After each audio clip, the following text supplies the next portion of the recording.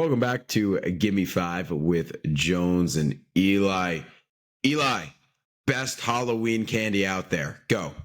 Couple answers for you, but I'm going to give you the top three. I'll say at number three, I'm going with a Hershey's, a nice, small, easy chocolate bar. Look, I'm a simple guy. I don't like too much stuff in my chocolate, everything like that. Give me just a straight up chocolate bar. Mwah, it's beautiful. Especially, Jones, if you ever had the pleasure of getting one of those really big ones, oh my days, that is fantastic. Like Secondly, a Toblerone? no, Hershey's.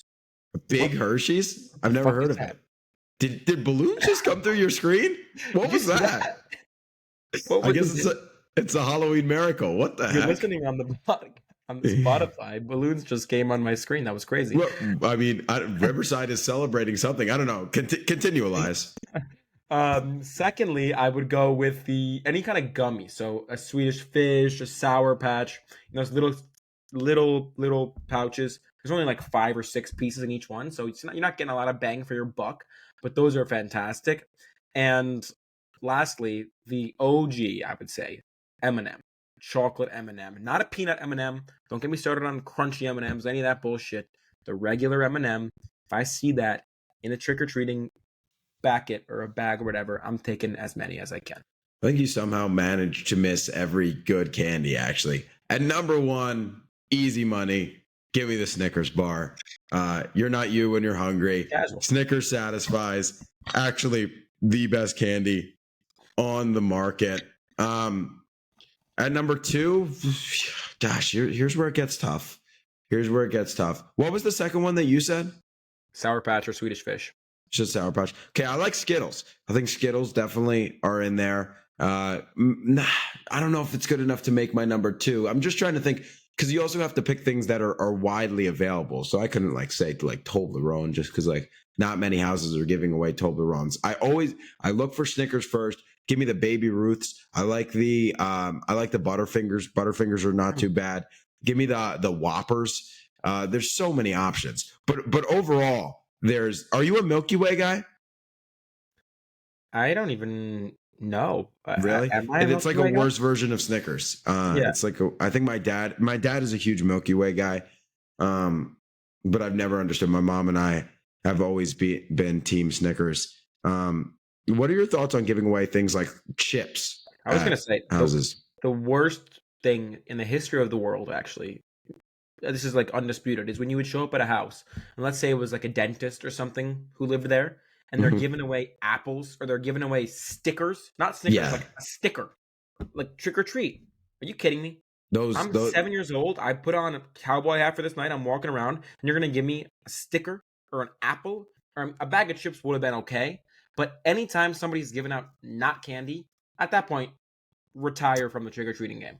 Well, yeah. So my grandparents have always been like famous on the block for giving away chips, bags of chips, which is a good prize. I think bag of chips very valid. You know, you Why get though? a What's the rationale? you get a Doritos, you get a Lay's. I don't know. It's kind of more bang for your buck, honestly, than getting a Snickers bar that's like this big, and then I go to take a second and I get my hand slapped away.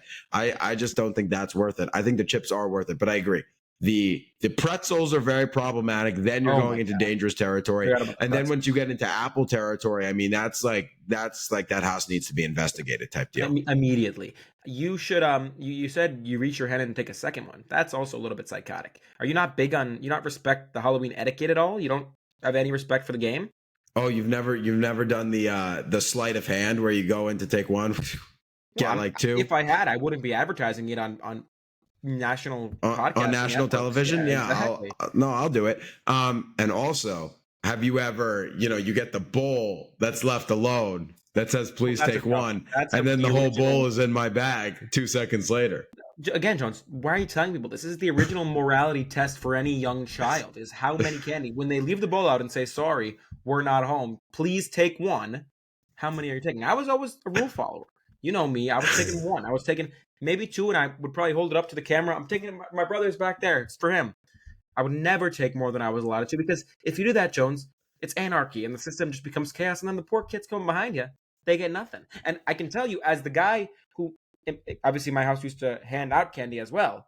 There's no worse feeling than you buy a certain amount of candy thinking you can have enough for everybody, and the first group comes along, takes half the bowl, now you're screwed for the rest of the night. It's not fair to them. No, stop making it this whole personal morality thing. My goodness. If I'm going to be lazy and leave my candy out, I'm expecting that the first person to come might take it all. Like, that's just the reality of the situation. That's not a bad guy. That's just a good economist in my mind. That's a great way to get your candy to house ratio up extremely.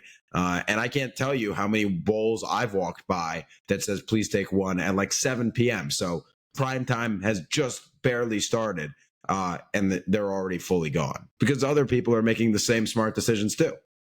Yeah, I mean, I don't know. The whole trick or treating, so much politics, so much chaos. I'm kind of glad we've aged out of it now, but I'm excited to go back in a few years. Well, I don't know about a few, A but few years. in Wow, however many this years. man is planning his family fast. This has been Gimme Five with Jones and Eli. A reminder to follow us on Instagram and TikTok for a chance to suggest our next pod topic. Eli, thanks for talking. Always a pleasure, Jones. Talk to you soon.